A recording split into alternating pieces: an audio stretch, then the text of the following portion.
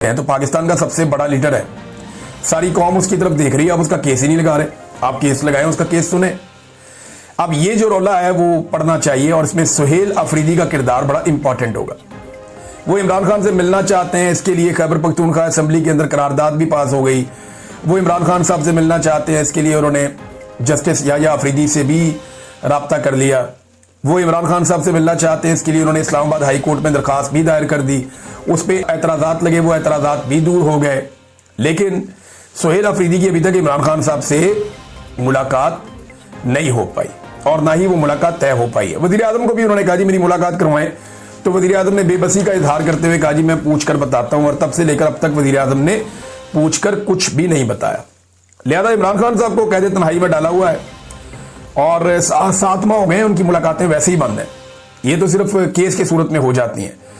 अब सवाल ये पैदा होता है कि क्या इस पहले इम्तिहान में सुहेल अफरीदी साहब कामयाब होते हैं कि इमरान खान साहब की कैद तन्हाई कम से कम खत्म की जाए। रिहाई तो बड़ी दूर की बात है। नाज़रीन, एक और खबर है, 9 दिन हो गए हैं, अभी तक साद रिजवी और अनस रिजवी का कुछ पता नहीं है। 9 दिन पहले मुरीदके से ये दोनों भाई गायब हुए थे, इनके साथ इनके और भी लीडरशिप के लोग मौजूद थे और बड़ा रौला पड़ गया था कि ये गए कहां पे। पहले पता चला कि जनाब इनको अगवा कर लिया एजेंसियों ने। सबसे पहले तो ये गिरफ्तार हो गए, बाद में चला कि जी इनको एजेंसियों ने अगवा कर लिया। फिर बताया गया जी एक भाई जख्मी है, फिर बताया गया जी दोनों भाई जख्मी हैं, फिर ऐसी अफवाह फैली कि कोई एक इनमें से भाई जो है वो मर गया है। तो इस किस्म की चीज़ें जो है वो बार बार फैलाई गई और ये चीज़ें कही गई। जो ऐनी शाहिदीन है उन्होंने भी बताया कि एक को तो हमने जख्मी देखा है, और साद रिजवी के बारे में कुछ लोग कह रहे थे कि उनको जख्मी देखा है। लेकिन फिर जो हुकूमत के करीबी लोग हैं या वो जर्नलिस्ट जिन्हें इतला मिल जाती है एजेंसियों से भी, और उनका ये दावा सामने आया कि ये एजेंसियों की हिरासत में। मेरी अपनी दानिश में जो मेरा अपना एनालिसिस है वो यही कहता है कि चौथी सबसे ज़्यादा वोट लेने वाली पार्टी है। अब इसकी लीडरशिप ऐसे तो नहीं छुपी रह सकती, वो तो गिरफ्तारी दे देनी चाहिए उनको। तो ऐसा नहीं है कि वो कहीं बाहर फिर रहे हैं, ऐसा ज़रूर है कि वो इस वक्त हसास इदारों की हिरासत में है। और ज़ख्मी है या ठीक है इसके बारे में कुछ पता नहीं, लेकिन बाहर के जो मामलात हैं, हसास इदारे जब तक उन मामलात को कंट्रोल नहीं कर देते तब तक इन भाइयों को मंजर आम पर नहीं लाया जा सकता या इन्हें सामने नहीं लाया जा सकता। और अगर इनमें से किसी एक को कुछ हो गया है जिसके बारे में खबरें चलती रही हैं तो फिर सूरत हाल बिल्कुल मुख्तलिफ होगी। लेकिन मुझे नहीं लगता, जितने दिन गुजर गए हैं इतने दिन तक हुकूमत रिस्क ले नहीं सकती है ये एजेंसियों की हिरासत में। जब तक बाहर पूरा कंट्रोल नहीं हो जाएगा पूरी पार्टी पे, पूरे निजाम पे, हर चीज पे, तब तक इनको नहीं छोड़ा जाएगा और उनको अंदर तोड़ के छोड़ा जाएगा कि ये कोई ना कोई कंप्रोमाइज कर ले। मैं क्योंकि रहा हूं ना एजेंसियों की तहवील में, तो मुझे पता है कि वो आपको तोड़ते हैं, वो आपको कमजोर करते हैं और फिर आपको कहते हैं ये मान लो, ये मान लो, ये मान लो। तो जब इंसान मान लेता है तो फिर उसके बाद वो फिर कैलकुलेट करते हैं कि अब क्या करना है क्या नहीं करना। लिहाजा मुझे लगता है कि उनको तोड़ने की कोशिश की जाएगी। और ये जो एक खबर चलवाई गई थी बाकायदा देकर, देखिए मैं ज़िया तनूरी साहब एक जर्नलिस्ट हैं, सीनियर जर्नलिस्ट हैं, और उनकी खबरें ऐसे बाउंस नहीं हो सकती। ये बाकायदा कहीं डिस्कशन हुई है और ये खबर जानबूझकर चलवाई गई है कि जो खादम हुसैन रिजवी मरहूम हैं उनकी कब्र को मुंतकिल करना है जनाब के, ले जाना किसी और शहर के अंदर। तो ये खबर जानबूझकर चलवाई गई होगी, इसका रिएक्शन भी देखने की कोशिश की गई होगी। अब इसमें जनाब जो इंफॉर्मेशन मिनिस्टर है पंजाब की, उसने कहा जी कबर ट्रांसफर की खबर से ये पीछे हट गए। उन्होंने कहा नहीं ऐसा नहीं हम कर रहे। और ये खबर शायद इसीलिए लगवाई गई थी ताकि जो दोनों भाई हैं वो जहां भी हैं उनको ये खबर पढ़वाई जाए और उनको दिखाई जाए कि हम ये भी कर सकते हैं और ये करने जा रहे हैं। इस तरह की चीजों से इंसान टूटता है ना, कमजोर पड़ता है। तो शायद ये कोई हिकमत अमली का हिस्सा हो सकता है एजेंसियों की या इस हुकूमत की। लेकिन फिलहाल हुकूमत इससे पीछे हट गई है और इंफॉर्मेशन मिनिस्टर ने कहा कि जी ऐसा कोई इरादा नहीं है, ये इंफॉर्मेशन मिनिस्टर ने कहा। अच्छा, इसी हवाले से एक और खबर यह कि मोहसिन नकवी की मुफ्ती मुनीब से मुलाकात हो गई है।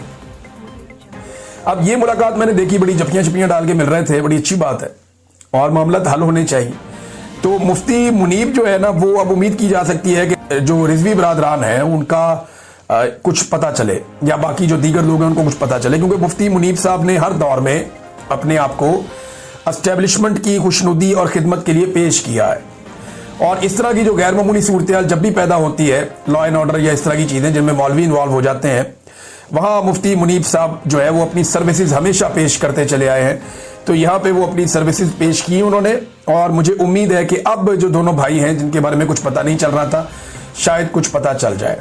आज़ाद कश्मीर में नादरीन नून लीग ने अपने आप को हुकूमत से अलग कर लिया और वो कहते हैं जब अपोजिशन में बैठ जाते हैं तो अगर पीपल्स पार्टी अब लेकर आती है तहरीक एतमाद तो वहाँ की हुकूमत तो गिर जाएगी। तो फिर क्या होगा? फिर वहां पे वो एक निगरान हुकूमत बना लेंगे और उसको लंबा खींचेंगे। जब तक इलेक्शन उनके अपने मफाद में नहीं आएगा तब तक वो इलेक्शन नहीं करवाएंगे। ये घटिया खेल तो एस्टेब्लिशमेंट बड़े लंबे अरसे से खेलती चली आ रही है। जो मुतालबात थे उस हवाले से अभी क्योंकि नून लीग को पता चल गया कि इस हुकूमत के साथ बैठ के तो जिल्लत ही है और किसी किस्म के इक़्तिदार में हिस्सा नहीं मिलेगा, वो आज़ाद कश्मीर में पीछे हट गए हुकूमत से। कुछ वज़रा भी इस्तीफे दे चुके हैं और कोई मुकदमा या कानूनी कार्रवाई नहीं होगी, ये हुकूमत ने यकीन दहानी करवाई है आज़ाद कश्मीर की जो क़यादत है अवामी जॉइंट एक्शन कमेटी की। लेकिन मुकदमात की खबरें भी आ रही हैं, तो हुकूमत ने मजीद 10 दिन की मोहलत मांगी है कमेटी से, जो मेरे पास इतना है उसके मुताबिक। और उन्होंने कहा जी कि हमारी जो अगली मीटिंग होगी इस महीने के बिल्कुल आखिर में अक्टूबर के, तब तक तमाम मुतालबात आपके मुकम्मल हो चुके होंगे। अब जो मुज़ाकरात है उनको 3 हफ्ते गुजर गए हैं और अब पीछे जो है वो 10 दिन मजीद मांगे उन्होंने कि ठीक है जी हम तमाम मुतालबात आपके मंजूर कर लेते हैं। तो ये कश्मीरियों की जिद्दोजहद का नतीजा है। बिस्मिल्लाहिर्रहमानिर्रहीम, अस्सलाम वालेकुम नाज़रीन, आप यूट्यूब चैनल देख रहे हैं, मैं इमरान खान हूँ। नाज़रीन ने शहजाद अकबर साहब ने खबर दी है, कुछ और लोगों ने भी इसके बारे में बात की है। मैंने इसके ऊपर तहकीक की तो कुछ चीज़ों की तस्दीक हुई है। खैबर पख्तूनख्वा की हुकूमत को नहीं चलने दिया जाएगा, ये फैसला कर लिया गया है एस्टेब्लिशमेंट की जानिब से।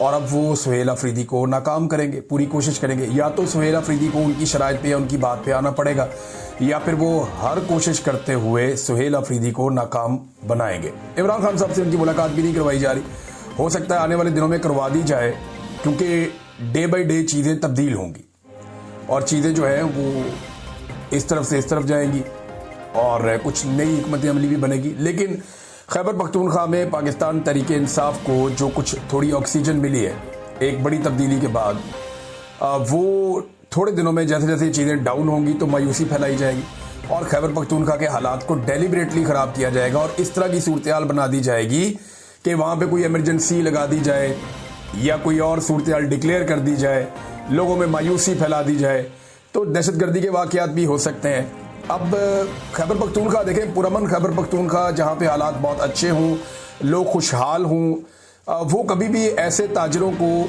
या बिजनेसमैन को पसंद नहीं है या ऐसे बैरूनी आकाओं को पसंद नहीं है। ऐसा खैबर पख्तूनख्वा जहाँ से आपको मादनियात ले जाने में मुश्किल पेश है। 26वीं आईनी तरमीम का नाज़रीन 1 साल मुकम्मल हो गया और ये पहली सालगिरह है 26वीं आईनी तरमीम की। तो इस पर हम जरा देख लेते हैं कि इस तरमीम ने पाकिस्तान में किया क्या। नंबर 1 तो अपनी मर्जी के जजेस तैनात किए गए इस तरमीम के बाद, सियासी जजेस आए। फिर अपनी मर्जी का चीफ जस्टिस लाया गया, जिनका हक था उन्हें नहीं आने दिया गया, अपनी मर्जी के बंदे ले आए। दूसरी अदालतों से जजों की ट्रांसफर की गई, आईनी बेंच में अपनी मनपसंद जजेस बनाए गए और बेंचेस पर सियासी कंट्रोल हो गया, यानी हुकूमत कंट्रोल करेगी बेंच में कौन होगा। अदलिया को एक मातहत इदारा बना दिया गया, मखसूस नशिस्तों को माले गनीमत बना के बांट दिया गया 26वीं आईनी तरमीम के बाद। फौजी अदालतों में सिविलियंस के ट्रायल का एक स्या फैसला वो भी अदालत से दिया गया। इलेक्शन धांधली का जो मुकदमा है या केस है उसको दबा लिया गया। इंसानी हकूक के जो मामलात हैं जिनको उठाया गया उन्हें भी दबा लिया गया। धांधली के मुकदमात जो मामलात हैं, केसेज हैं, वो तकरीबन रुक गए सारे, वरना इस्लामाबाद तो बिल्कुल फैसले के दहाने पे पहुंचा हुआ था। जजेस जो आज़ाद हैसियत में काम करना चाहते हैं उनको दबाया गया पूरी कोशिश करके। सुप्रीम जुडिशल काउंसिल पर भी कंट्रोल कर लिया गया, जजेस कमेटी पर भी कंट्रोल कर लिया गया।